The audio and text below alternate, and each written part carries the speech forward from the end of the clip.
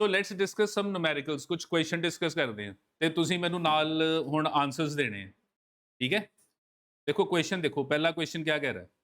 पहला क्वेश्चन कह रहा है that a tiny ball of mass 20 gram carries a positive charge. तो हमारे पास एक बॉल है, टाइनी का मतलब हम उसको पॉइंट साइज मान रहे हैं।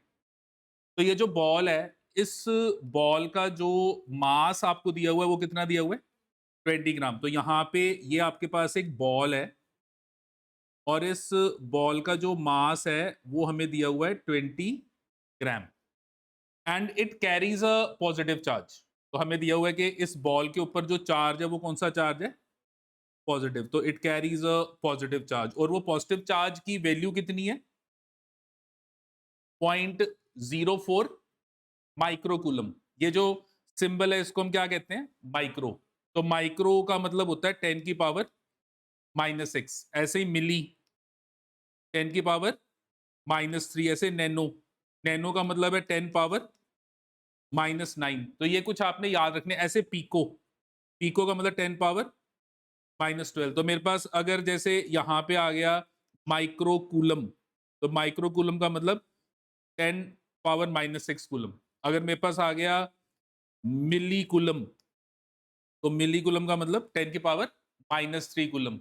अगर मेरे पास आ गया nano, nano coulomb, nano coulomb, तो नैनो कूलम का मतलब 10⁻⁻9 कूलम।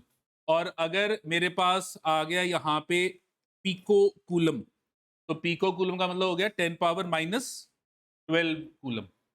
तो ये आपने याद रखने, प्रीफिक्सेस हैं, तो ये प्रीफिक्सेस याद रखने हैं। हाँ जी, ठीक है जी, क्लियर है ये। तो अब यहाँ पर मेरे पास क्वेश्चन कह रहा है कि ये जो गिवन बॉल है इसका मास कितना है, 20 ग्राम। और ये जो बॉल है इसका चार्ज कितना है, पॉजिटिव, और कितना, 0.04 माइक्रोकूलम। अच्छा, now question says that it is held stationary, मतलब इसको मैंने रेस्ट पे रखा हुआ है। It is held stationary in air, हवा में ही इसको मैंने किस पे रखा हुआ है, रेस्ट पे। हवा में ही इसको मैंने रेस्ट पे रखा। अब देखो, कोई चीज अगर मैं हवा में रखूं, जैसे ये देखो, ये बॉडी को हवा में रखूं तो क्या होगा, ये ऐसे नीचे गिर जाएगी। क्यों नीचे गिर जाएगी, क्योंकि ग्रेविटी इसको क्या कर रही है, खींच रही है, पुल कर रही है। तो यहां पर अगर मेरे पास लेट अस से ये एक बॉल है, इसको मैं हवा में रखूं तो इसके ऊपर ऐसे वेट के कारण ये नीचे को चल जाएगी, ये अर्थ पे ये नीचे को जाएगी। पर क्वेश्चन कह रहा है कि बॉल यहां पे हवा में सस्पेंडेड है, रेस्ट पे है, हवा में ही लटकी हुई है। अब वो कह रहा है कि इसको हवा में रखने के लिए मैंने किसकी हेल्प ली, electric force. It is suspended stationary in air due to, what, due to electric force by charge fixed below it. और वो इलेक्ट्रिक फोर्स कौन लगा रहा है, वो इलेक्ट्रिक फोर्स ये जो नीचे एक चार्ज है वो लगा रहा है। तो एक ऊपर चार्ज है जो हवा में लटका हुआ है और एक नीचे चार्ज है जो हमने ग्राउंड पे रखा हुआ है। और वो जो नीचे चार्ज रखा हुआ है वो ऊपर वाले को नीचे गिरने से क्या कर रहा है, रोक रहा है। अच्छा, अब क्वेश्चन कह रहा है कि ये दोनों चार्जेस में जो डिस्टेंस है वो डिस्टेंस कितना है, 10 सेंटीमीटर। तो दोनों चार्जेस में जो डिस्टेंस है वो कितना है, 10 सेंटीमीटर। हाँ जी, अब क्वेश्चन है कि what should be the magnitude and nature of the charge. ये वाला जो चार्ज है, इस चार्ज का मैग्नीट्यूड एंड नेचर क्या होगा। तो बताओ कैसे प्रोसीड करेंगे, मैं क्या करूंगा। मैंने सारा कुछ एक्सप्लेन कर ही दिया है क्वेश्चन, अब आप बताओ मैं क्या करूंगा। अगर कोई बॉडी ऊपर हवा में लटकी हुई है, तो if a body is at rest, तो न्यूटन क्या कहता है, बॉडी अगर रेस्ट पे है तो इसका क्या मतलब है, नेट फोर्स जीरो। तो याद रखना कि if a body is at rest, net force zero. And if body is in uniform motion, constant velocity, तो भी नेट फोर्स जीरो। तो यहां पे बॉडी का नेट फोर्स जीरो है, ठीक है। तो यहां पे अगर बॉडी का नेट फोर्स जीरो है तो यहां पे पहले बॉडी पे फोर्सेस कौन सी लग रही हैं, एक तो बॉडी का वेट लग रहा है डाउनवर्ड्स। अच्छा, दूसरा यहां पे अगर मैं इन दोनों चार्जेस को देखूं तो इन दोनों चार्जेस के बीच में क्या लग रही है, इलेक्ट्रोस्टैटिक फोर्स, ठीक है। और अगर इसको मैं नेगेटिव मान लूं तो नेगेटिव पॉजिटिव को क्या करेगा, अट्रैक्ट। फिर तो ये दोनों फोर्सेस नीचे लगेंगी। अगर दोनों फोर्सेस नीचे लगेंगी तो बॉडी रेस्ट पे होगी, नहीं होगी, नहीं होगी, क्योंकि नीचे को अगर नेट फोर्स लगेगी तो बॉडी में एक्सेलरेशन आ जाएगी और बॉडी नीचे जाएगी। तो नेट फोर्स जीरो कब होगी, जब दूसरी फोर्स कहां लगेगी, ऐसे ऊपर को लगेगी, ये फोर्स अगर ऊपर को लगेगी तो बॉडी रेस्ट पे होगी, और ये ऊपर को कब लगेगी, जब ये बॉडी भी पॉजिटिव होगी। तो पहले तो ये जो नीचे क्यू है ये क्या होना चाहिए, पॉजिटिव होना चाहिए। तो मेरा यहाँ पे ये जो नीचे वाला क्यू है, पहले तो इसका नेचर क्या हो गया, पॉजिटिव। समझ में आ गया क्यों पॉजिटिव। अच्छा, अब ये पॉजिटिव ऊपर पॉजिटिव को क्या करेगा, रिपेल करेगा। तो ये इलेक्ट्रोस्टैटिक फोर्स लगी F, और ये जो इलेक्ट्रोस्टैटिक फोर्स है इसकी वैल्यू क्या होगी, 1/4πε0 Q1 into Q over distance of separation का स्केयर। हाँ जी ठीक है। अब बोलो क्या करूंगा, बताओ अब क्या करूंगा, बोलो नेक्स्ट स्टेप क्या करूंगा। देखो अगर आप दिमाग लगाओगे ना तो फिर क्वेश्चन सॉल्व होने शुरू हो जाएंगे, नहीं तो मैं तो फटाफट करा ही दूंगा। बताओ मैं क्या करूंगा। नेट फोर्स जीरो है ना, नेट फोर्स जीरो है, इसका मतलब दोनों फोर्सेस इक्वल हैं, ऑपोजिट तो लगी नहीं है, ऑपोजिट तो लगी नहीं है। अगर इक्वल होगी तो नेट फोर्स जीरो हो जाएगी। तो इसका मतलब इसको अगर आप रेस्ट पे रखना चाहते हो तो इसको रेस्ट पे रखने के लिए आपको क्या करना पड़ेगा, ये जो F है इसको किसके इक्वल रखना पड़ेगा, mg के। तो ये जो F है ये किसके इक्वल हो गया, mg। तो if this F is equal to mg, problem solve होगी। अब बस कर लो सॉल्व, कैसे करेंगे। यहां पे मेरे पास ये F आ गया 1/4πε0 Q1 Q over d square is equal to m into g. अब ये जो क्वेश्चन है इसमें आपने क्यों निकालना है, बाकी देखो अब सब कुछ आपको दिया हुआ है। ये देखो ये 1/4πε0, ये जो 1/4πε0 है इसकी वैल्यू क्या बनेगी, 9 इंटू 10⁻⁹। ये जो आपका d है, d ये आपको कितना दिया हुआ है, 10 सेंटीमीटर। तो इसको मैं लूंगा 0.1 मीटर का स्केयर। 0.1 क्यों, क्योंकि याद रखना यूनिट्स का, अगर आपने एक SI मिल गया तो सारे SI में होंगे। और उसके बाद मेरे पास ये जो Q1 है, ये Q1 इसकी वैल्यू क्या है, 0.04 इंटू 10⁻⁶, क्योंकि कूलम में कन्वर्ट करना है। और फिर ये जो आपके पास यहां पर ये m है, इसकी वैल्यू क्या है, 20/1000 किलोग्राम। और ये जो g है, इस g को मैं क्या लूंगा, 9.8 या 10 मीटर पर सेकेंड स्क्वायर। आप 9.8 या 10 दोनों में से जो भी आपको कन्वीनियंट लगे ले सकते। तो ये मेरे पास गिवन वैल्यू। अब इसमें सिर्फ ये क्यू रह गया, देखो बाकी सारे तो मेरे को पता है, तो बस कर लोगे सॉल्व। जब सॉल्व करोगे तो ये जो क्यू की वैल्यू आएगी, this will come out to be equal to 55.56 into 10⁻⁶। और ये जो आंसर है ये SI में आएगा तो क्या आ गया, कूलम। तो मैं इसको क्या लिखूंगा, मैं इसको लिखूंगा 55.56 माइक्रोकूलम। तो ये हमारा जो गिवन चार्ज है ये हमारा पॉजिटिव होगा, और इसकी जो वैल्यू होगी वो 55.56 माइक्रोकूलम होगी। तो ये आपका रिक्वायर्ड आंसर बन गया। तो this is your required answer. हाँ जी क्लियर है, देखो समझ में आया कैसे किया। अब यहां पे एक इसका बी पार्ट आ गया, वो कहते हैं कि if the nature of charge small Q, ये वाला जो स्मॉल क्यू आप यहां देख रहे हो, if the nature of charge small Q is made opposite. Opposite का क्या मतलब है, कि पहले क्या था पॉजिटिव, अब क्या हो गया negative. Then what is the motion of Q1। तो Q1 के मोशन पे कमेंट करो। तो then comment on the motion, इसको हम क्या कहते हैं, then comment on motion of Q1। Q1 के मोशन पे क्या करो, कमेंट करो। हाँ जी बोलो शाबाश। क्यों डाउनवर्ड, क्यों, क्योंकि आ जी फोर्स F लग रही है, एदी डायरेक्शन उनकी हो जाएगी ऑपोजिट हो जाएगी। हाँ जी ठीक है, क्यों ऑपोजिट हो जाएगी, क्योंकि जे मैं इस प्लस ਨੂੰ ਕੀ ਕਰ ਦਾਂਗਾ नेगेटिव, तो ਜਿਹੜਾ F ऊपर लग रहा सी ਉਹ ਹੁਣ थले लगेगा, mg विल रिमेन सेम। चलो वेरी गुड शाबाश। तो मैंने अब नेक्स्ट फिगर बनानी है, ठीक है। तो नेक्स्ट फिगर में मैंने इसको कर दिया माइनस, तो आपने ये नेक्स्ट फिगर में देखना है। मैंने नेक्स्ट फिगर में इसको क्या कर दिया, माइनस। और अगर नेक्स्ट फिगर में मैंने इसको माइनस कर दिया तो ये जो एफ है, एफ, ये अब कहां लगेगा, ये लगेगा डाउनवर्ड्स। तो ये जो आपका एफ है, ये आप क्या नोटिस कर रहे हो कि this F will act downwards. तो नेट फोर्स क्या हो जाएगी, हाँ जी, नेट फोर्स ऑन Q1, हाँ जी, क्या हो जाएगी net force, F plus mg। अच्छा अब एक चीज बताओ, डायरेक्शन नीचे हो गई, जो F ऊपर लग रहा था अब वो F नीचे लग रहा है, उसकी वैल्यू पे क्या फर्क पड़ेगा, उसकी वैल्यू पे बताओ, उसकी वैल्यू पे फर्क पड़ेगा, नहीं, क्यों नहीं पड़ेगा, क्योंकि Q1 Q2 वही है, डिस्टेंस ऑफ सेपरेशन भी वही है, बस सिर्फ प्लस का माइनस करने से वही फोर्स जो रिपल्सिव थी अब वो अट्रैक्टिव हो गई, पर मैग्नीट्यूड विल रिमेन सेम। तो आपका जो F है वो पहले किसके इक्वल था, mg के, तो अभी भी ये F किसके इक्वल होगा, mg के। तो ये आंसर क्या बन गया, ट्वाइस ऑफ mg।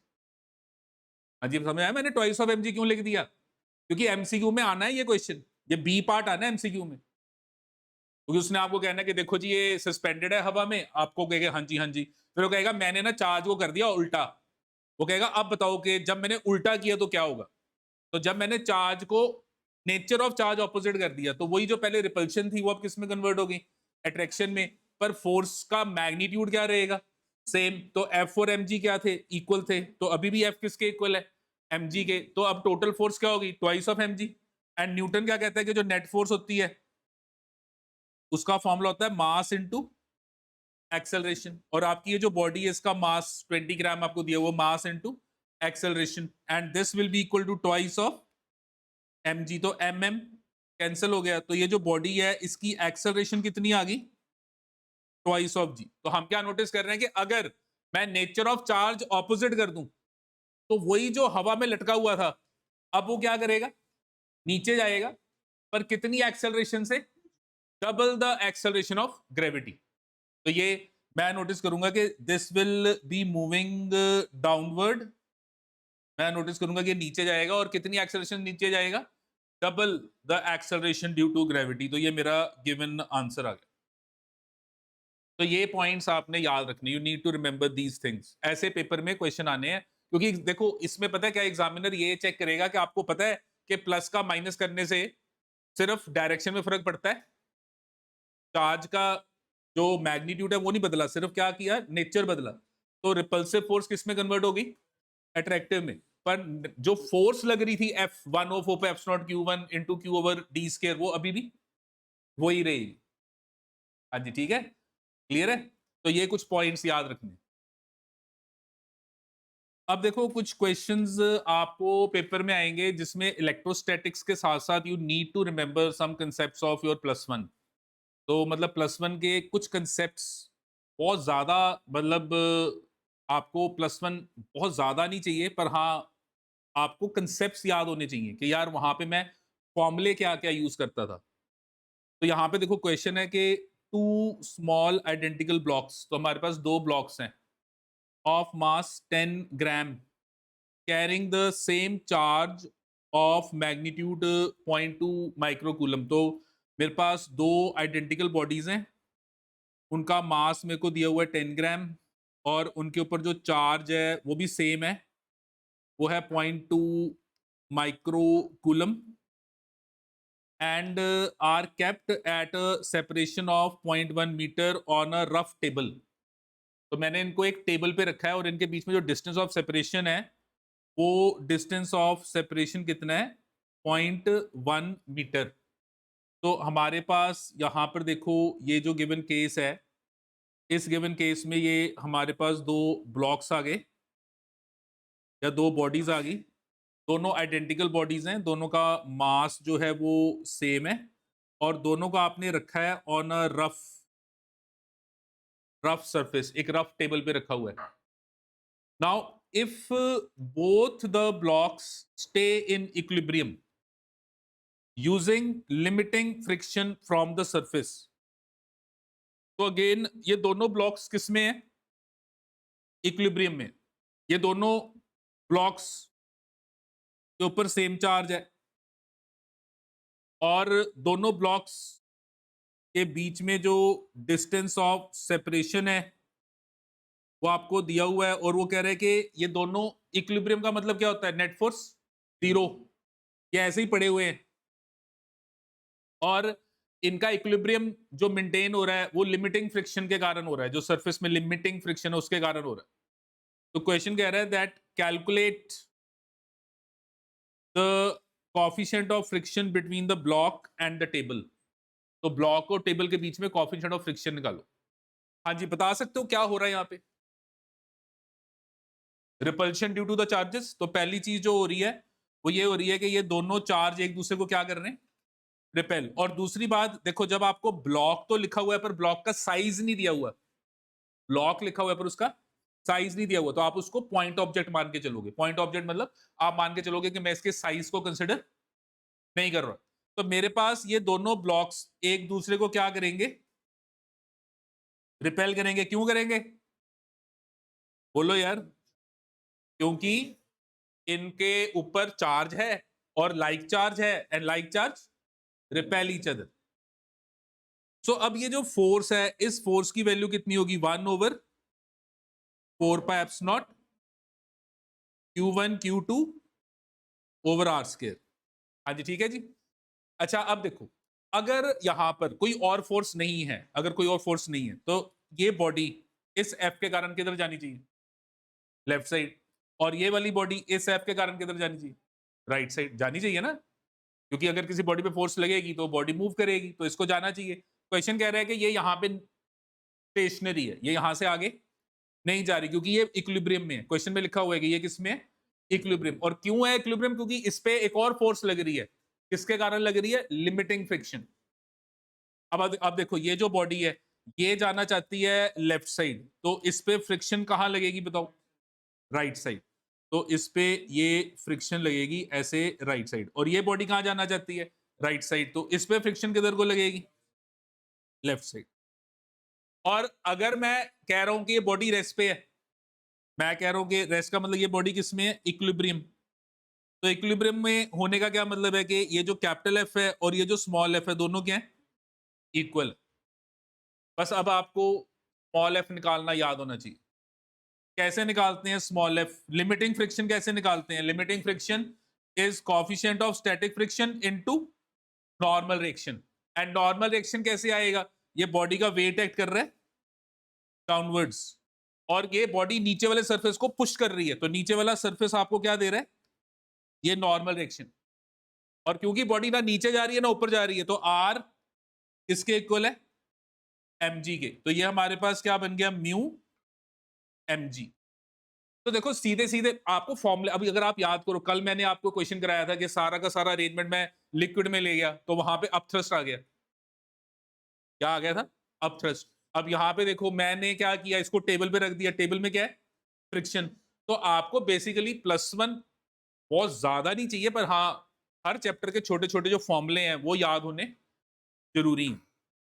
ठीक है जी। तो हमारे पास यहाँ पे ये जो f है, इस f की वैल्यू क्या आ गई? 1/4 pi epsilon naught q square over r square is equal to mu mg।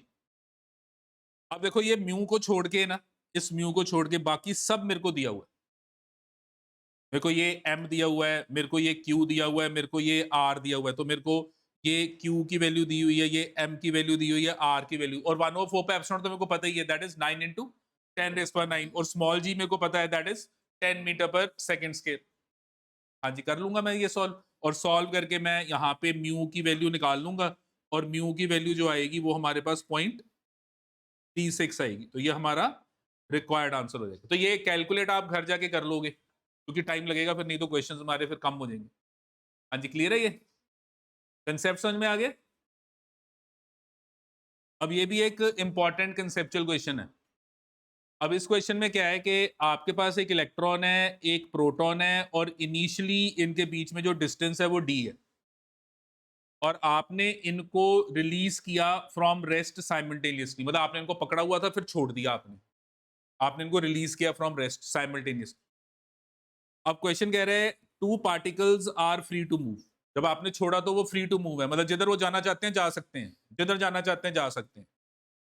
When they collide, अब जब वो जाएंगे तो क्वेश्चन कह रहा है कि वो जाएंगे और टकराएंगे, तो कहता है व्हेन दे कोलाइड, तो ए बी सी में से क्या होगा व्हेन दे कोलाइड।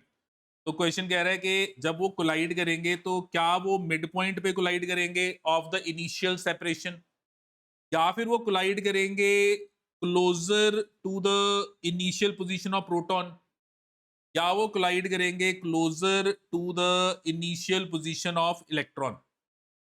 और आपने रीजन देना है कि जो भी आप आंसर दे रहे हो ऐसा क्यों है। और इस टाइप के क्वेश्चन अगेन मैं कह रहा हूं, देखो पेपर में ना ज्यादा क्वेश्चन जो आने ना वो एप्लीकेशन बेस्ड क्वेश्चन आने के, समझ कितना है। तो यहाँ पे देखो क्वेश्चन कह रहा है कि मेरे पास है एक इलेक्ट्रॉन और मेरे पास है एक प्रोटॉन, तो ये इनके बीच में होगी इनिशियल सेपरेशन।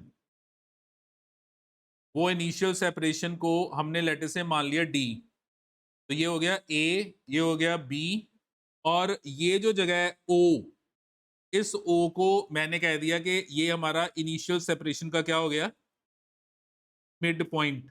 ये इनिशियल सेपरेशन का मिड पॉइंट हो गया। अभी आपने दोनों को पकड़ा हुआ है, इसको इलेक्ट्रॉन एंड प्रोटॉन को। अच्छा आपने इनको पकड़ा हुआ, अगर आप इनको छोड़ दो क्या होगा, अगर छोड़ दो, पकड़ा हुआ है छोड़ दो तो क्या होगा, अट्रैक्ट करेंगे। क्यों अट्रैक्ट करेंगे, क्योंकि इलेक्ट्रॉन का जो चार्ज है वो माइनस ही है, प्रोटॉन का चार्ज जो है वो प्लस ही है, तो दोनों एक दूसरे को क्या करेंगे, अट्रैक्ट करेंगे। तो अट्रैक्ट करने का मतलब जो फोर्स लगेगी वो ऐसे लगेगी, फोर्स लगेगी वो ऐसे लगेगी, ये एफ फोर्स लगेगी, ये एफ फोर्स लगेगी। हाँ जी ठीक है जी। ये जो फोर्स है ये इलेक्ट्रॉन पे लग रही है, ये जो फोर्स है ये प्रोटॉन पे लग रही है। ज्यादा फोर्स किस पे लगेगी, इलेक्ट्रॉन पे प्रोटॉन पे, दोनों पे फोर्स सेम लगेगी। व्हाई, बिकॉज न्यूटन का third law to every action equal and opposite direction. तो मैं क्या नोटिस कर रहा हूं कि फोर्स की वैल्यू जो होगी वो दोनों में सेम होगी। कितनी होगी, 1/4 Q1 Q2 over are square. और ये जैसे जैसे क्लोज आएंगे, जैसे जैसे क्लोज आएंगे, ये जो डी है ये क्या करेगा, चेंज होता रहेगा, क्योंकि जैसे जैसे क्लोज आएंगे डी की वैल्यू क्या करेगी, चेंज होगी। हाँ जी ठीक है। अच्छा इसका मतलब दोनों पे जो एफ लग रहा है वो क्या लग रहा है, राइट नाउ जब आपने छोड़ा, तो दोनों पे जो एफ लग रहा है वो क्या लग रहा है, सेम लग रहा है। हाँ जी लग रहा है सेम। अब मेरे को बताओ कि भी अब आपने जब छोड़ा तो ये ऑब्वियसली एक दूसरे की तरफ जा रहे हैं, तो जाके टकराएंगे, तो ओ पे टकराएंगे या ओ ए के बीच में टकराएंगे या ओ बी के कहीं बीच में टकराएंगे। मतलब विल दे कोलाइड एट ओ पे टकराए तो मिड पॉइंट, अगर यहां कहीं टकराए तो क्लोजर टू इलेक्ट्रॉन, अगर यहां कहीं टकराए तो क्लोजर टू प्रोटॉन। तो बताओ कहां टकराएंगे, ओते। क्यों ओते, क्यों, चार्ज सेम है तो फोर्स सेम है, फोर्स सेम होने ਨਾਲ मोशन आ गया, पर मोशन ਦਾ मतलब वेलोसिटी जो फास्ट। देखो हुन जेड़ा जे अब तुसी ते मैं आ, ਆਪਾਂ ਦੋਨੇ ਇੱਕ ਦੂਜੇ ਦੇ ਕੋਲ ਆ ਰਹੇ ਹਾਂ, ਤੁਸੀਂ स्लो मैं फास्ट हाँ, तो फिर ਆਪਾਂ मिड ਤੇ मिलांगे नहीं ना। हाँ हुन ਇਹਦਾ मतलब फोर्स तो सेम है पर मिलने के टाइम ये डिस्टेंस ट्रेवल करेंगे, और डिस्टेंस ट्रेवल होगा मोशन के साथ, वेलोसिटी के साथ। तो मैं क्या चेक करूंगा कि इनकी वेलोसिटी सेम है या नहीं है। वेलोसिटी कौन डिसाइड करेगा, acceleration, because your what is acceleration, rate of change of velocity is known as acceleration. So मैं यहां पे क्या नोटिस करूंगा कि दोनों पे फोर्स सेम लग रही है। अच्छा दोनों पे फोर्स सेम लग रही है,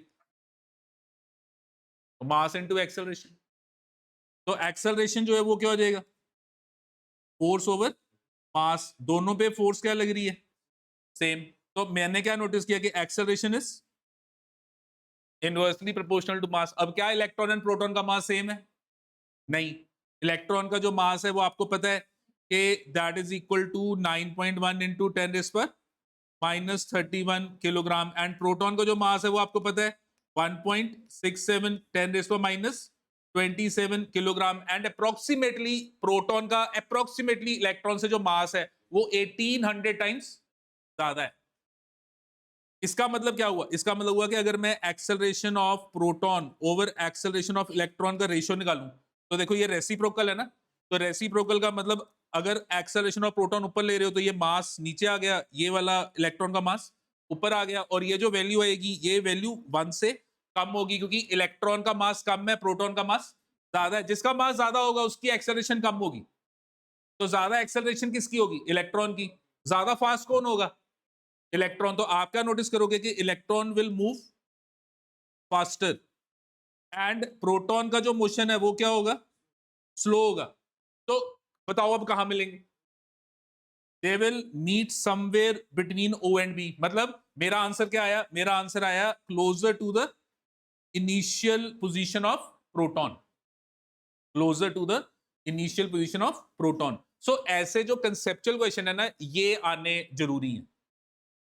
तो समझ में आया क्या किया हमने? मतलब हमारे पास देखो फोर्स सेम लग रही है पर मोशन आ गया, तो जब वो मिलेंगे तो मिलेंगे ऑन द बेसिस ऑफ किसने कितना डिस्टेंस ट्रेवल किया। Distance will be decided on the basis of कौन फास्ट है कौन स्लो है। अगर दोनों की वेलोसिटी सेम होती तो they would have met at the mid point, they would have met at the mid point. पर अब दोनों की वेलोसिटी सेम नहीं है, एक की वेलोसिटी कम है, दूसरे की वेलोसिटी ज्यादा है। और ज्यादा वेलोसिटी किसकी होगी? जिसका मास कम हो। हाँ जी, क्लियर है जी। Now this is again a very very important question. ये अगेन आपके पास एक बहुत इंपॉर्टेंट क्वेश्चन आ गया। अब ये जो क्वेश्चन है, इसमें क्वेश्चन है that a charge Q is divided into two parts. तो एक चार्ज है उसको हमने दो पार्ट्स में डिवाइड कर दिया। Calculate the ratio of charges on the divided parts such that force between the divided parts is maximum. तो क्वेश्चन कह रहा है कि मेरे पास एक चार्ज था क्यू, मैंने उसको दो पार्ट में क्या किया? डिवाइड कर दिया। तो दो पार्ट में डिवाइड का मतलब कि अगर मैंने एक हिस्सा स्मॉल क्यू कर दिया तो दूसरा कितना हो जाएगा? हाँ जी, दूसरा कितना होगा? Capital Q minus small Q. Why? हमने कहा था कि charges are additive in nature, और हमने कहा था कि for an isolated system total charge will always remain conserved. हाँ जी, याद है ये बातें हमने बोली थी कि चार्जेस लॉ ऑफ कंजर्वेशन को ओबे करते हैं। वो क्या है लॉ ऑफ कंजर्वेशन के? अगर आइसोलेटेड सिस्टम है तो चार्ज का टोटल अमाउंट क्या रहेगा? सेम। तो एक क्यू, कैपिटल क्यू चार्ज को तोड़ के दो चार्ज बना दिए, तो अगर एक स्मॉल क्यू है तो दूसरा कितना होगा जो बच गया? कितना बच गया? Capital Q minus small Q. तो मैंने अब इसके दो हिस्से बना दिए। अब एक हिस्से का चार्ज क्यू हो गया, दूसरे हिस्से का charge capital Q minus small Q हो गया, और मैंने इन दोनों को ऐसे एक दूसरे के साथ एट अ सर्टेन डिस्टेंस रख दिया। अब ऑब्वियसली ये दोनों लाइक चार्जेस ही हैं। लाइक क्यों? क्योंकि एक ही से बनाए हैं दोनों, तो दोनों एक दूसरे को क्या करेंगे? रिपेल करेंगे। तो दोनों एक दूसरे को, मैंने क्या नोटिस किया कि एक दूसरे को ये रिपेल कर रहे हैं, तो ये दोनों एक दूसरे को ऐसे रिपेल करेंगे। तो जब रिपेल करेंगे तो ये फोर्स इनके बीच में लग रही है। अब क्वेश्चन कह रहा है कि इस तरीके से तोड़ना है कि ये जो फोर्स है, ये जो फोर्स यहां लग रही है, ये फोर्स क्या हो? मैक्सिमम हो। ये जो फोर्स है ये क्या हो? मैक्सिमम हो। मतलब मैंने इस कैपिटल क्यू के दो हिस्से इस तरीके से करने हैं कि वो दो हिस्से बनने के बाद उनके बीच में जो फोर्स लग रही है वो क्या हो? मैक्सिमम हो। फॉर एग्जांपल जैसे आपके पास ये फोर्स की वैल्यू बनेगी क्या? अगर मैं कहूं बेटा फोर्स की वैल्यू क्या बनेगी, तो वो बनेगी 1/4 पाई एप्सिलॉन। तो 1/4 पाई एप्सिलॉन को हम स्मॉल के भी लिखते हैं, तो ये 1/4 पाई एप्सिलॉन, इसको मैंने स्मॉल के लिख दिया। जहां पर भी मैंने इसको 9 × 10⁻⁹ नहीं पुट करना, वहां पे मैं जनरली कोशिश करूंगा कि मैं स्मॉल के लिख देता हूँ। लास्ट में मैं फिर पुट कर दूंगा उसकी वैल्यू। तो ये 1/4 पाई एप्सिलॉन ये स्मॉल के, हाँ जी, Q into Q-9 over R²। हाँ जी, ठीक है जी। ये आपके पास फोर्स आ गई फोर्स। अच्छा अब देखो, अगर बाय चांस ये जो कैपिटल क्यू है, सपोज जस्ट समझाने के लिए, ये कैपिटल क्यू हमारे पास होता 12 माइक्रोकूलम, सपोज जस्ट समझाने के लिए। तो मैंने एक ले लिया 2, तो बच गया कितना? 10। ठीक है, तो इनको अगर मैं मल्टीप्लाई करूं तो कितना बन गया? 20, मतलब ये चीज 20 आ रही है। अच्छा, बाकी दोनों तो कांस्टेंट ही हैं, क्योंकि वो k तो वही रहेगा 9 × 10⁹, और वो जो आपने डिस्टेंस रखा है उसको आप बदल नहीं रहे, बस सिर्फ आप तोड़ के रख रहे हो, तोड़ के रख रहे हो, डिस्टेंस नहीं बदल रहे, बस तोड़ के रख रहे हो। अच्छा, अगर आपने कहा कि यार इसको मैं कर देता हूं 3, तो ये वाला फिर कितना हो जाएगा 9, तो ये दोनों को मल्टीप्लाई किया, कितना आ गया 27। ये देखो आंसर में फर्क आ रहा है ना।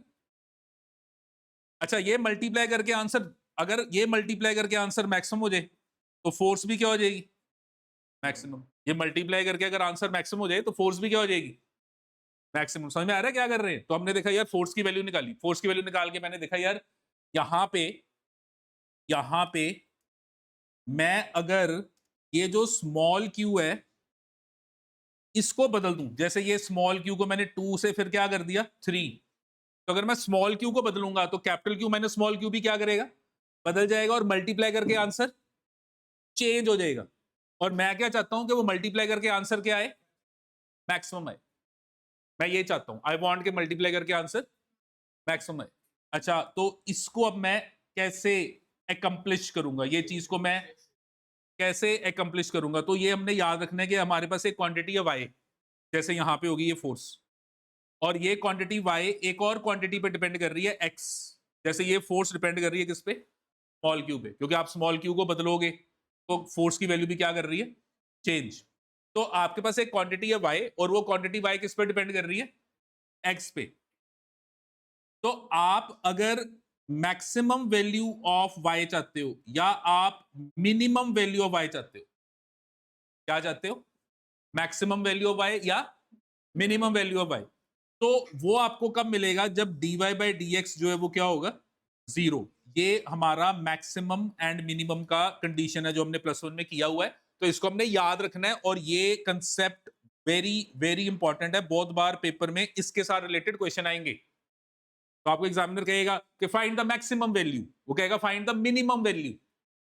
तो जब भी मैक्सिमम वैल्यू निकालनी है या मिनिमम वैल्यू निकालनी, तो अपने आप को कहोगे यार किसकी निकालनी है, तो मैंने यहां पे किसकी मैक्सिमम वैल्यू निकालनी है फोर्स की। फिर देखो वो जिसकी मैंने मैक्सिमम वैल्यू निकालनी है वो किस पे डिपेंड कर रहा है, यहां पे मैंने फोर्स की मैक्सिमम वैल्यू निकालनी किस पे डिपेंड कर रहा है स्मॉल क्यू पे। तो अगर मैं ये फोर्स की मैक्सिमम वैल्यू निकालना चाहता हूं तो मैं क्या करूंगा, जिसकी मैक्सिमम या मिनिमम वैल्यू निकालना चाहता हूं, जिसकी भी मैक्सिमम या मिनिमम वैल्यू निकालना चाहता हूं उसको डिफरेंशिएट करूंगा किसके साथ जिस पे वो डिपेंड कर रहा है। एक्स क्या है, एक्स जिस पे वाई डिपेंड कर रहा है, तो मेरा यहां पे वाई एफ है और एक्स यहां पे क्या है स्मॉल क्यू है। तो this is the condition of maximum और मिनिमम। ये मैक्सिमम मिनिमम की कंडीशन है, मैथमेटिक्स है कि एक क्वांटिटी वाई है और वाई क्वांटिटी किस पे डिपेंड कर रही है एक्स पे, और जब y x पे डिपेंड कर रहा है और आप क्या चाहते हो, आप वहां पर मैक्सिमम या मिनिमम वैल्यू ऑफ y चाहते हो, तो आप क्या करोगे dy बाई dx को 0 पुट करोगे और आपको वो कंडीशन मिल जाएगी, आपको वो कंडीशन मिल जाएगी जिस पे y मैक्सिमम होगा या y मिनिमम होगा। ठीक है, तो यहां पे मैंने for f to be maximum, अगर मैं चाहता हूं कि फोर्स मैक्सिमम हो, तो for f to be maximum मैं क्या करूंगा df बाई dq को क्या पुट कर दूंगा 0, और जब इसको 0 पुट करूंगा तो हमारे पास ये ddq, अब ये फोर्स की वैल्यू पुट कर दो, तो फोर्स की वैल्यू आ गई 1/4π0 ये स्मॉल के आर स्केयर, और अंदर आपके पास इसको ओपन कर दो तो ये हो गया capital Q into small Q minus Q square is equal to 0। अच्छा, अब ये जो आप देख रहे हो ये वाली वैल्यू, ये वाला k बाई आर स्केयर, ये कांस्टेंट है, और कांस्टेंट चीज जो होती है वो डिफरेंशिएशन से बाहर आ जाती है। ये जो k बाई आर स्केयर है ये नेक्स्ट स्टेप डिफरेंशिएशन से क्या कर गया बाहर आ गया। अच्छा, बाहर आ गया और राइट साइड वहां जाके ये क्रॉस मल्टीप्लाई हो गया, 0 के साथ मल्टीप्लाई होगा तो ये भी क्या हो गया 0। तो अब ये वाली वैल्यू तो वहां जाके क्रॉस मल्टीप्लाई हो गया 0 होगी। अब रह गया ये अंदर वाला सामान, ये अंदर वाला, अब इसको मैं ब्रैकेट ओपन करूंगा, तो जब ओपन करूंगा तो सबसे पहले इसको डिफरेंशिएट करेंगे। अब जो कैपिटल क्यू आप यहां देख रहे हो, कैपिटल क्यू ये आपको वो चार्ज है जो स्टार्टिंग में दिया हुआ है, जैसे आपको स्टार्टिंग में 12 कूलम दिया, वो जो 12 दिया हुआ है वो तो फिक्स है, बस 12 के 2 हिस्से करने हैं। तो ये जो वैल्यू है इसकी वैल्यू क्या है, फिक्स्ड है, इसके 2 हिस्से करने हैं। हाँ, 2 हिस्से में से ये जो स्मॉल क्यू है ये कुछ भी हो सकता है, क्योंकि आपने 12 में से क्या निकाला, अगर आपने 12 में से लेट अस से 1 कूलम निकाला तो जो दूसरा हुआ वो 11, 2 निकाला तो दूसरा हुआ 10, 3 निकाला तो दूसरा हुआ 9। तो आप ये जो निकाल रहे हो स्मॉल क्यू ये वेरिएबल है, पर ऊपर जो कैपिटल क्यू है वो क्या है, कांस्टेंट है। तो यहां पे जब मैं इसको सॉल्व करूंगा तो हमें पता है कि इसमें ये क्यू बार आ गया and D Q by D Q is equal to 1 minus, अब इसको डिफ्रेंशिएट करेंगे तो D D X of X square is 2x, तो Q square is twice of Q 0। तो इसको जब सॉल्व करेंगे तो ये मेरे पास आ गया twice of Q is equal to capital Q, तो स्मॉल क्यू की वैल्यू कितनी आ गई, क्यू बाई 2। तो अब पेपर में पता क्या है, एक तो ये न्यूमेरिकल आएगा और अब एक ये कंसेप्ट आएगा, एक न्यूमेरिकल आएगा और एक क्या आएगा, ये कंसेप्ट। क्योंकि अगर आप ध्यान से देखो कंसेप्ट निकल के आया, क्या निकल के आया कि मैक्सिमम फोर्स कब होगी, जब आप उस कैपिटल क्यू को इक्वली डिवाइड कर दोगे। क्यू बाय 2 आया, देखो क्यू बाय 2 का क्या मतलब, एक चार्ज क्यू बाय 2, तो जो बच गया वो भी कितना होगा, क्यू बाय 2। इसका मतलब अगर आपके पास 12 माइक्रोकूलम चार्ज और मैं कहता हूं कि इसके 2 हिस्से कर दो और 2 हिस्से ऐसे करो कि फोर्स मैक्सिमम हो, तो आप क्या कहोगे, 6 आप कहोगे सर 12 के 2 हिस्से कर दो 6। बात समझ में आ रही क्या कह रहे हैं। तो एक अब ये बात याद भी रखनी है और ये न्यूमेरिकल भी आ सकता है, मतलब अगर ये न्यूमेरिकल आपको 2 मार्क्स में आया तो ऐसे सॉल्व करना है जैसे मैंने किया, और अगर एमसीक्यू में क्वेश्चन आता है तो याद रखना है कि for force to be maximum the magnitude of the two charges should be equal. तो अगर एक चार्ज के 2 हिस्से करने हैं तो इस हिसाब से करने हैं कि दोनों की वैल्यू सेम हो। आज क्लियर है ये बात, ठीक है। मिनिमम नहीं आएगी, मिनिमम ਦਾ ਰੀਜ਼ਨ ਹੈ ਕਿ ਦੇਖੋ ਬੇਸਿਕਲੀ ਨਾ ਗ੍ਰਾਫ ਜਦੋਂ ਬਣੇਗਾ ਨਾ ਇਦਾਂ y ਤੇ x ਦਾ, ਤਾਂ ਉਹ ਗ੍ਰਾਫ ਜਾਂ ਤਾਂ ਇਦਾਂ ਕਰਕੇ ਬਣੇਗਾ, ਇੱਥੇ ਜਿਹੜੀ ਵੈਲਿਊ ਪੋਸੀਬਲ ਉਹ ਮੈਕਸਿਮਮ ਹੈ, ਜਾਂ ਫਿਰ ਜਿਹੜਾ ਗ੍ਰਾਫ ਬਣੇਗਾ ਨਾ y ਤੇ x ਦਾ, ਉਹ ਗ੍ਰਾਫ ਇਦਾਂ ਕਰਕੇ ਬਣੇਗਾ। ਤੇ ਜੇ ਇਦਾਂ ਕਰਕੇ ਬਣੇਗਾ ਤਾਂ ਫਿਰ ਉੱਥੇ y ਦੀ ਵੈਲਿਊ ਕੀ ਹੈ, ਮਿਨੀਮਮ ਹੈ। तो ਇਹ ਨਾ ਹਮੇਸ਼ਾ ਨਹੀਂ ਹੁੰਦਾ, ਸਿਰਫ ਕੰਡੀਸ਼ਨ ਹੁੰਦੀ ਹੈ ਕਿ ਜਿਸ ਕੇਸ ਵਿੱਚ ਗ੍ਰਾਫ ਇਦਾਂ ਬਣ ਰਿਹਾ ਉੱਥੇ y ਮੈਕਸਿਮਮ ਹੋਗਾ, ਜਿਸ ਕੇਸ ਵਿੱਚ ਗ੍ਰਾਫ ਥੱਲੇ ਨੂੰ ਜਾ ਰਿਹਾ ਉੱਥੇ y ਮਿਨੀਮਮ ਹੋਏਗਾ। ਤੇ ਸਮਟਾਈਮਸ ਪਤਾ ਕੀ ਹੋਏਗਾ, ਸਮਟਾਈਮਸ ਨਾ ਗ੍ਰਾਫ ਇਦਾਂ ਜਾਏਗਾ ਤਾਂ ਉੱਥੇ ਨਾ ਮੈਕਸਿਮਮ ਕੰਡੀਸ਼ਨ ਹੋਏਗੀ ਨਾ ਮਿਨੀਮਮ। ਇਸ ਕਰਕੇ ਇਹ ਨਹੀਂ ਕਿ ਹਮੇਸ਼ਾ ਹੀ ਤੁਹਾਨੂੰ ਇਦਾਂ ਦਾ ਕੁਐਸਚਨ ਆਏਗਾ ਕਿ ਫਾਈਂਡ ਦਾ, ਨਾ ਹਮੇਸ਼ਾ ਨਹੀਂ ਆਏਗਾ ਫਾਈਂਡ ਦਾ ਮੈਕਸਿਮਮ, ਹਮੇਸ਼ਾ ਨਹੀਂ ਆਏਗਾ ਫਾਈਂਡ ਦਾ ਮਿਨੀਮਮ। ਇਹ ਸਿਰਫ ਤਾਂ ਹੀ ਆਏਗਾ ਜਦੋਂ y ਤੇ x ਦਾ ਜਿਹੜਾ ਗ੍ਰਾਫ ਹੈ ਉਹ ਜਾਂ ਇਸ ਟਾਈਪ ਦਾ ਬਣ ਰਿਹਾ ਜਾਂ ਇਸ ਟਾਈਪ ਦਾ ਬਣ ਰਿਹਾ। ਸੋ ਇਸ ਪਾਰਟਿਕੂਲਰ ਕੁਐਸਚਨ ਦੇ ਵਿੱਚ ਜਿਹੜਾ ਗ੍ਰਾਫ ਬਣ ਰਿਹਾ ਉਹ ਉੱਪਰ ਵਾਲਾ ਬਣ ਰਿਹਾ, ਜਿਹਦੇ ਚ y ਕੀ ਆ ਰਿਹਾ, ਮੈਕਸਿਮਮ। ਮਤਲਬ ਜੇ ਮੈਂ ਇੱਥੇ f ਕਰਾਂ ਤੇ ਇੱਥੇ ਮੈਂ ਲੈਟ ਅਸ ਸੇ ਸਮਾਲ q ਕਰਾਂ ਤਾਂ ਉਹ ਜਿਹੜਾ ਗ੍ਰਾਫ ਹੈ ਉਹ ਇਸ ਤਰੀਕੇ ਦਾ ਬਣੇਗਾ, ਇਸ ਕਰਕੇ ਉਹ ਮੈਕਸਿਮਮ ਆ ਰਿਹਾ। ਪਰ ਕੁਐਸਚਨ ਹੈ ਕਿ ਸਰ ਅਸੀਂ ਇੰਨੀ ਡਿਟੇਲ ਸੋਚਾਂਗੇ, ਨਹੀਂ ਸੋਚਾਂਗੇ, ਕਿਉਂਕਿ ਸਾਨੂੰ ਐਗਜ਼ਾਮੀਨਰ ਕਹੇਗਾ ਫਾਈਂਡ ਮੈਕਸਿਮਮ ਵੈਲਿਊ, ਇਹਦਾ ਮਤਲਬ ਉੱਥੇ ਮੈਕਸਿਮਮ ਹੀ ਬਣ ਰਿਹਾ। ਸਾਨੂੰ ਐਗਜ਼ਾਮੀਨਰ ਕਹੇਗਾ ਫਾਈਂਡ ਦਾ ਮਿਨੀਮਮ ਵੈਲਿਊ, ਇਹਦਾ ਮਤਲਬ ਉੱਥੇ ਮਿਨੀਮਮ ਹੀ ਬਣ ਰਿਹਾ, ਮਤਲਬ ਸਾਨੂੰ ਲੱਭਣ ਦੀ ਲੋੜ नहीं है, क्योंकि उन्हें साढ़े लिए थोड़ा कम सौखा करता, उन्हें सानू आप ही कहता।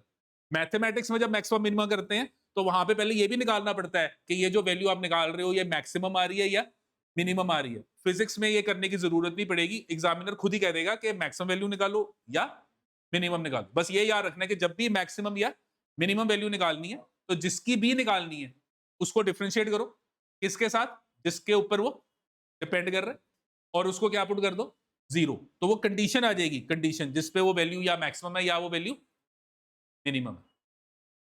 हाँ जी ठीक है जी। सो अब एक क्वेश्चन आया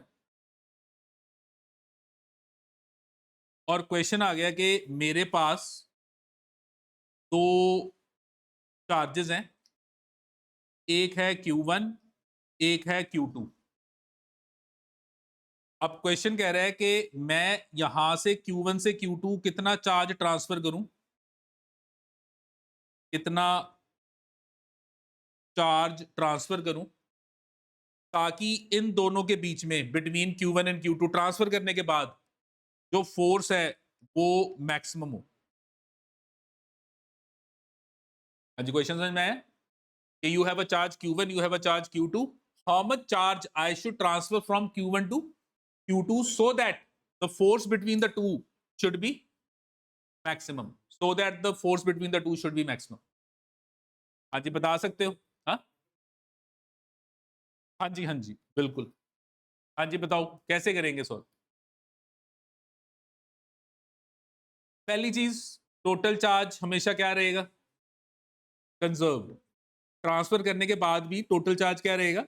कंजर्व। एक जगह से चार्ज निकाल के दूसरी जगह डाल दोगे, पर ऐड करने पे टोटल आंसर क्या रहेगा? सेम, क्योंकि for an isolated system charge can not be created nor be destroyed, तो टोटल चार्ज कंजर्व्ड रहेगा। तो अगर अभी टोटल चार्ज कितना है? Q1 प्लस Q2, तो ट्रांसफर करने के बाद भी टोटल चार्ज कितना रहेगा? Q1 प्लस Q2 रहेगा। हाँ जी, ठीक है। इसका मतलब total charge Q1 plus Q2 है, ट्रांसफर करने के बाद भी कितना रहेगा? Q1 plus Q2। और ये जो टोटल चार्ज है वो दोनों में इक्वली डिवाइड होना चाहिए। टोटल चार्ज दोनों में क्या होना चाहिए? Equally divide for the force to be maximum. तो अगर मैं चाहता हूं कि फोर्स मैक्सिमम हो, तो फोर्स मैक्सिमम कब होगी? फोर्स मैक्सिमम कब होगी? फोर्स मैक्सिमम तब होगी जब मेरा ये जो गिवन चार्ज है, ये वाला चार्ज, इसकी वैल्यू क्या हो जाएगी? Q1 plus Q2 by 2। और ये वाला जो चार्ज है इसकी वैल्यू भी क्या हो जाएगी? हाँ जी बोलो, इसकी वैल्यू भी क्या होगी? Q1 plus Q2 by 2। अगर मैं चाहता हूं कि फोर्स क्या हो? मैक्सिमम हो, तो फोर्स मैक्सिमम कब होगी? When the charge of both the body is same, and charge of both the body same. और ट्रांसफर करने से पहले और ट्रांसफर करने के बाद total charge should remain conserve. तो ट्रांसफर करने से पहले एक बॉडी का चार्ज Q1 है, दूसरी बॉडी का चार्ज Q2 है, तो टोटल चार्ज कितना है? Q1 plus Q2। ट्रांसफर करने के बाद भी टोटल चार्ज कितना रहना चाहिए? Q1 plus Q2। तो वो जो Q1 प्लस Q2 है, दोनों में क्या हो गया? Equally divide. इसका मतलब कि पहले वैल्यू कितनी थी? Q1। अब वैल्यू कितनी है? Q1 plus Q2 by 2।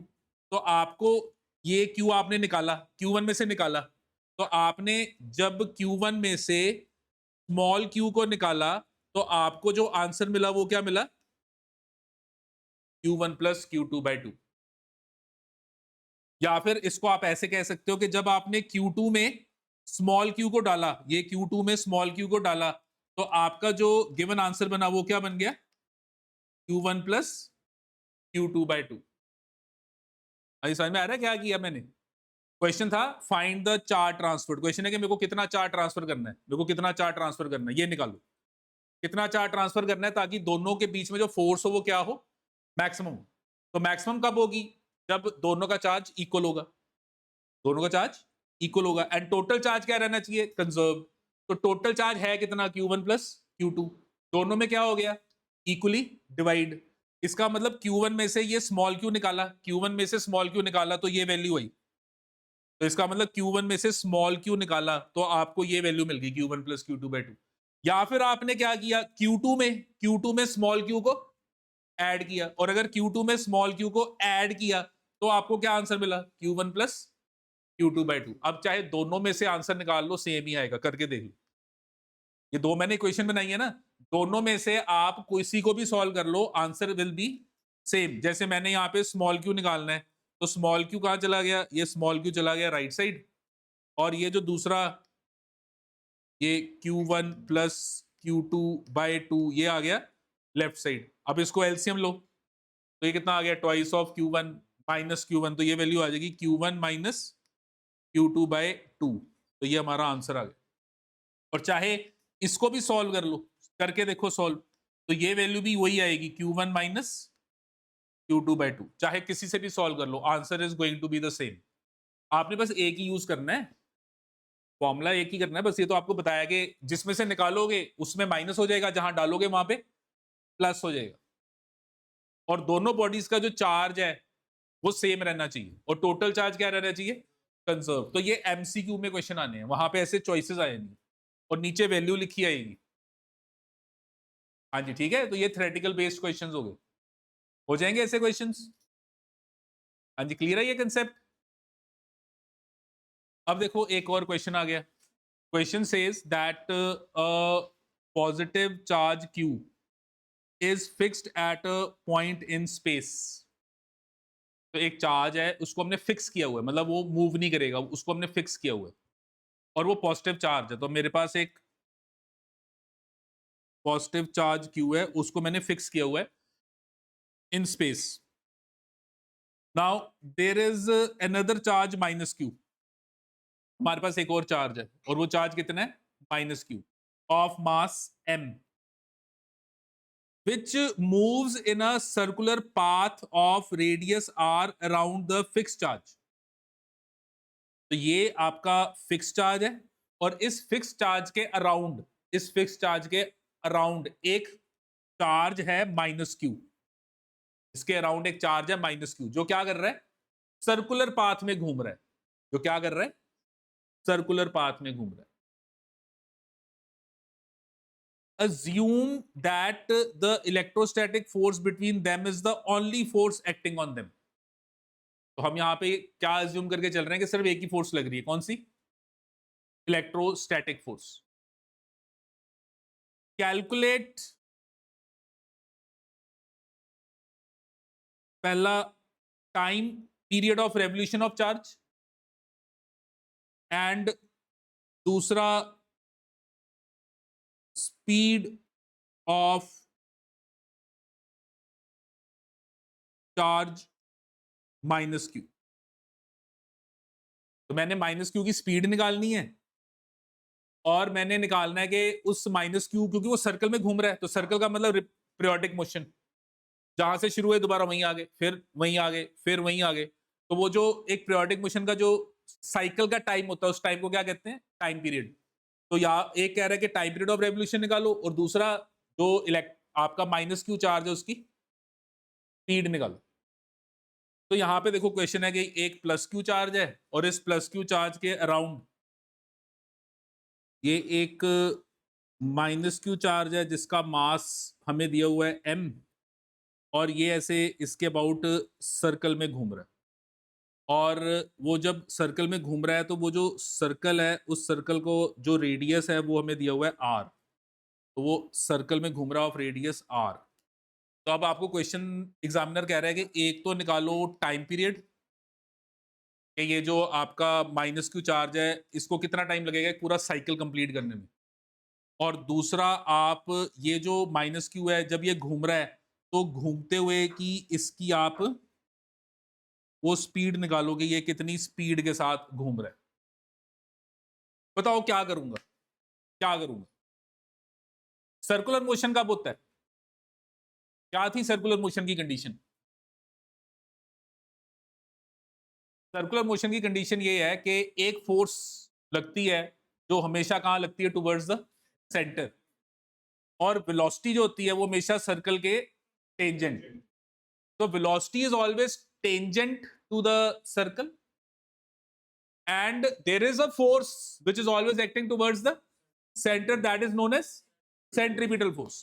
अगर सिर्फ सेंट्रीपिटल फोर्स लग रही है, अगर सिर्फ सेंट्रीपिटल फोर्स लग रही है तो it is a uniform circular motion. Uniform circular motion का मतलब कि speed will always remain same, direction बदलती रहेगी पर स्पीड हमेशा सेम रहेगी, और वो जो टाइम पीरियड है वो सेम रहेगा, मतलब हर बार एक ही टाइम पे वो सर्कल कंप्लीट होगा।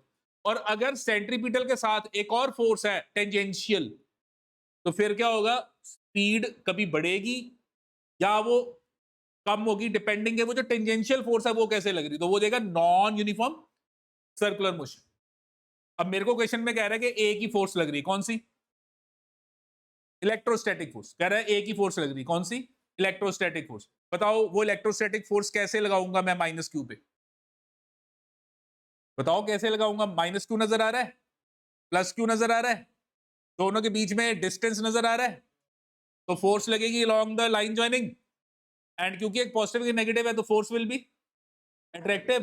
तो अगर मैं ये जो -Q अगर मैं इसके ऊपर फोर्स की डायरेक्शन बनाऊं तो मैं क्या नोटिस करूंगा कि ये -Q के ऊपर ये इलेक्ट्रोस्टैटिक फोर्स लग रही है जो उसको किधर को खींच रहा है? Towards the centre. और देखो ये -Q कहीं पे भी ले जाओ, इसको कहीं पे भी ले जाओ, हमेशा फोर्स कहां लगेगी? टुवर्ड्स द सेंटर ही लगेगी, क्योंकि ये कैपिटल Q तो आपने फिक्स किया हुआ है। और माइनस क्यू जब उसके आसपास घूम रहा है तो हर टाइम माइनस क्यू की फोर्स कहां लग रही है? Towards the centre. तो इसका मतलब ये जो फोर्स है ये कौन सी फोर्स होगी आपकी? Centripetal force. ये जो फोर्स है ये कौन सी फोर्स होगी? तो इलेक्ट्रोस्टैटिक फोर्स, इलेक्ट्रोस्टैटिक फोर्स जो यहां लग रही है वो आपकी सेंट्रीपिटल फोर्स जो हमें चाहिए सर्कुलर मोशन के लिए उसके इक्वल है। हाँ जी, ठीक है। और जो सेंट्रीपिटल फोर्स होती है, हमने ये पढ़ा है +1 में कि जो सेंट्रीपिटल फोर्स होती है उसका जो फॉर्मूला होता है वो होता है mv²/r या फिर mr ओमेगा स्क्वायर। ये दो फॉर्मूले हैं और दो फॉर्मूले देखो, ये दो को मैंने दो तभी लिखे, ये दो फॉर्मूले में अगर मैंने v निकालना है तो मैं ये वाला फॉर्मूला लगाऊंगा, और अगर मैंने टाइम पीरियड निकालना है तो ये जो ओमेगा आप देख रहे हो, omega, this omega is 2π/t। जो ओमेगा वो क्या है? 2π/t। तो जब भी सर्कुलर मोशन आएगा तो अपने आप को पहले कहो, क्या कहो कि फंस गए यार, फिर पढ़ना पड़ेगा, फिर कटना पड़ेगा, ऐसे नहीं कहना। क्या कहना है कि अगर सर्कुलर मोशन है तो इसका मतलब वहां पे कौन सी फोर्स है? Centripetal force. और जो वेलोसिटी है वो किधर लग रही है? Along the tangent. और वो जो सेंट्रीपिटल फोर्स है वो किधर लग रही है? Towards the centre. तो उसको देखो कि कौन सी फोर्स सेंटर की तरफ लग रही है, और वो जो फोर्स सेंटर की तरफ लग रही है, जैसे यहाँ पे इलेक्ट्रोस्टैटिक फोर्स, वो आपको सेंटीपिटल दे रही है। और फिर देखो बी निकालना है तो सेंटीपिटल mv²/r, टाइम पीरियड निकालना है तो mr ओमेगा स्क्वायर। और ये जो इलेक्ट्रोस्टैटिक फोर्स है इसको कैसे निकालोगे? ये हो जाएगा 1/4πε0 capital Q small q over distance of separation, और रेडियस यही रहेगा, डिस्टेंस ऑफ सेपरेशन हमेशा सेम रहेगा। तो मेरे पास यहां पे अगर मैं पहला पार्ट सॉल्व करूं, अगर मैं ये पहला पार्ट सॉल्व करूं तो मेरा जो पहला पार्ट है इसमें क्या आ गया कि मेरी जो इलेक्ट्रोस्टैटिक फोर्स है और जो सेंटीपिटल फोर्स है ये इक्वल है। तो ये आ गया 1/4πε0 capital Q into small q over r square is equal to mr omega square. तो ये मेरे पास आ गया 1/4πε0 capital Q small q over r square is equal to mr omega is 2π/t।